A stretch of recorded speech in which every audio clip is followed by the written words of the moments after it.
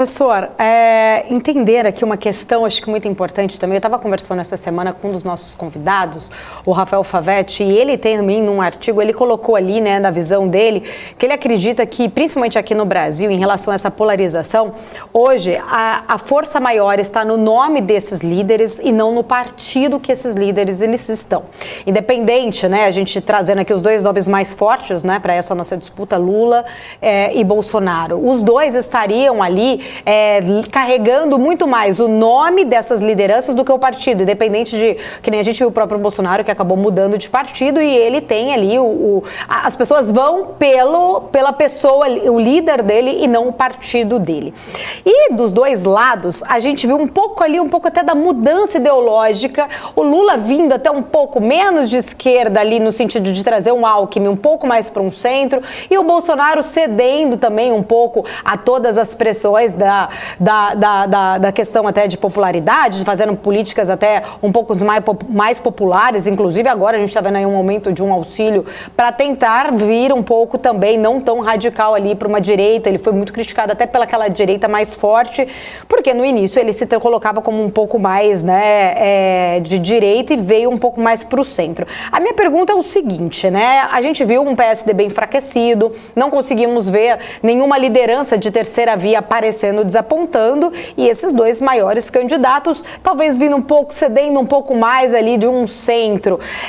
De certa forma, será que, como dizem, né, o centrão é o que manda ainda hoje no Brasil? A questão, as pessoas terem essas ideologias, eu sou mais de esquerda, eu sou mais de direita, mas de certa forma a gente vê que os dois eles estão tentando vir mais para este centro, não ser tão radicais, para tentar agradar de certa forma os eleitores, né, de um ou do outro ali, para tentar conquistar esses votos. Como que você avalia esse papel de centro hoje do Brasil? Veja, os radicais, né, os extremos, eles são extremos por causa disso, né?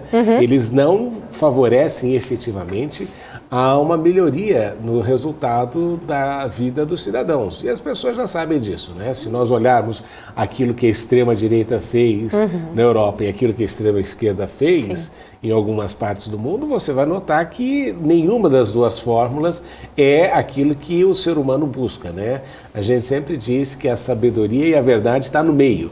Não é? Então, o centro é aquilo em que as pessoas acreditam como sendo esta possibilidade de retirar dos extremos e levar a uma solução mais ou menos comedida daquilo que é necessário ser feito para se atingir os resultados efetivos. Então, obviamente que você vai ter um centro um pouco mais menos estatizante à direita, ou com uma presença mais intensa do Estado à esquerda. No caso da pandemia, o que a gente observou, Paula, é que existe uma movimentação na população em que ela entende que o Estado tem que estar presente na questão de saúde, de uma maneira como se não se pensava antes, não é?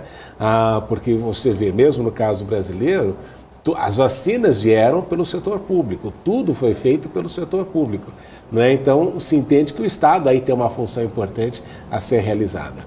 O grande problema é que, como nós não temos, historicamente, partidos que prezem por mérito nos seus quadros, né? Os partidos, infelizmente, no caso brasileiro, e não só brasileiro, em outras partes da América Latina também, os partidos têm donos, né? E estes donos, isso que é o grande equívoco muitas vezes, porque a gente acha que você tem muita democracia, mas a democracia é para você escolher alguém que foi escolhido pelo dono de um partido que lhe apresentou aquela solução. Né? Os partidos não têm primárias, e quando tem primárias também não dão muito certo, e os partidos não buscam mérito. E o que eles veem, e este que é o grande problema nosso, em razão do nosso sistema de votação, você passa a querer eleger pessoas que têm facilmente mais reconhecidas, não é?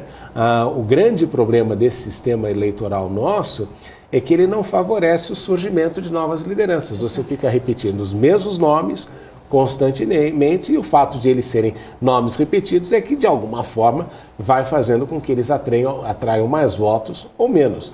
Então, por essa razão que você tem essa necessidade de colocar nomes famosos e nomes repetidos. Até falei, né? Dependendo, se pudesse, o PSDB até hoje continuaria com o nome do Fernando Henrique à disposição sempre, né? Porque você quer repetir. Então, o que a gente tem aí é a necessidade de mudar o sistema de voto, particularmente, não é? E aqui a gente volta àquela discussão sobre o voto distrital, no sentido de você ter maior proximidade entre o representante e o representado. Mas não é esse voto distrital proporcional que o pessoal fica falando, não, tem que fazer aquele voto distrital puro em que as pessoas possam se candidatar, porque com isso você reduz o número de partidos que vão ter uma capacidade e uma capilaridade maior, e com isso você vai incentivando que surjam novos nomes. Mas o grande problema dessa polarização toda é que os partidos preferem nomes conhecidos a mérito, não é? A pessoas capacitadas. E isso que é uma coisa interessante até no sistema europeu, né? Em que os partidos colocam pessoas que eles sabem que têm um gabarito para entregar resultados. E no nosso caso, a turma representa tudo, menos efetivamente um plano e uma perspectiva de país.